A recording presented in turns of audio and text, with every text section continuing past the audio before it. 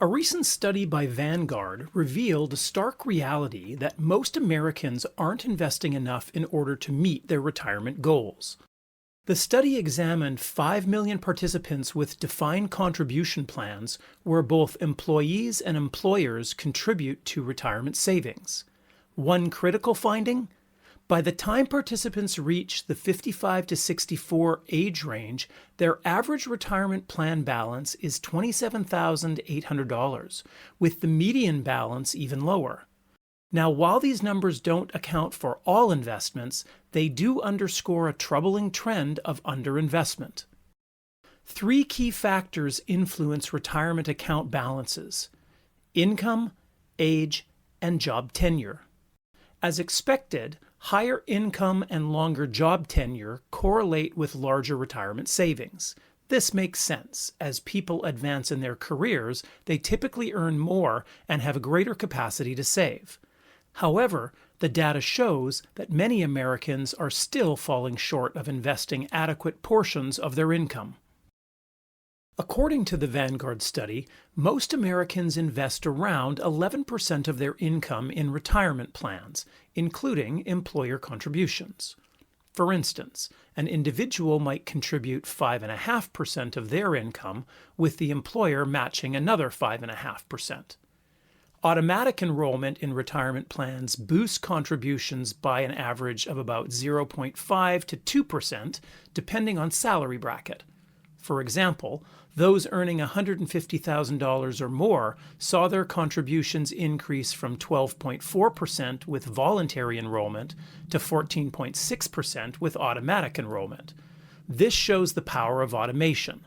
By automating contributions, individuals are much more likely to save consistently, highlighting the behavioral aspect of personal finance. Setting up automatic transfers not only simplifies savings, but ensure that it happens regularly, reducing the temptation to spend. According to Federal Reserve data, the personal savings rate in the U.S. hovers between 3 and 5%. For a household earning the median income of $72,000, this translates to annual savings of between $2,100 and $3,600. While any savings are better than none, these figures pale in comparisons to countries like Switzerland, the Netherlands, and Ireland, where households save around 15% of their income. Higher income brackets in the U.S. show a somewhat different picture. Another recent study found that the top 1% of earners in the U.S. saved approximately 38% of their income, while the top 10% saved around 12%. In contrast, the bottom 90% saved close to zero.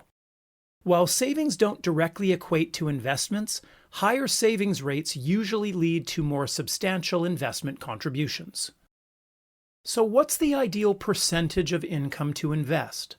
Financial experts often recommend frameworks like Fidelity's 50-15-5 rule, where 50% of your take-home pay is for essentials like rent, groceries, and transportation, 15% for retirement savings, both pre-tax and post-tax, and 5% for short-term savings like an emergency fund. The remaining 30% is for discretionary spending. This guideline is designed to help individuals maintain financial stability and a consistent lifestyle throughout retirement. While not everyone can adhere strictly to this rule, the key takeaway is to invest a healthy portion of your income regularly. Retirement goals vary based on lifestyle and income. Most experts suggest planning to spend 55 to 80% of your pre-retirement income annually in retirement. For instance, if your current salary is $80,000, you might need between $44,000 and $64,000 per year in retirement. Using the 4% rule, which suggests that you can safely withdraw 4% of your retirement savings annually, you can calculate your retirement nest egg. For an annual retirement income of $56,000, you would need $1.4 million saved. To achieve this, you'd need to invest consistently and aim for an average annual return of 8%. Let's consider a 38-year-old earning $80,000 annually with $100,000 already saved for retirement.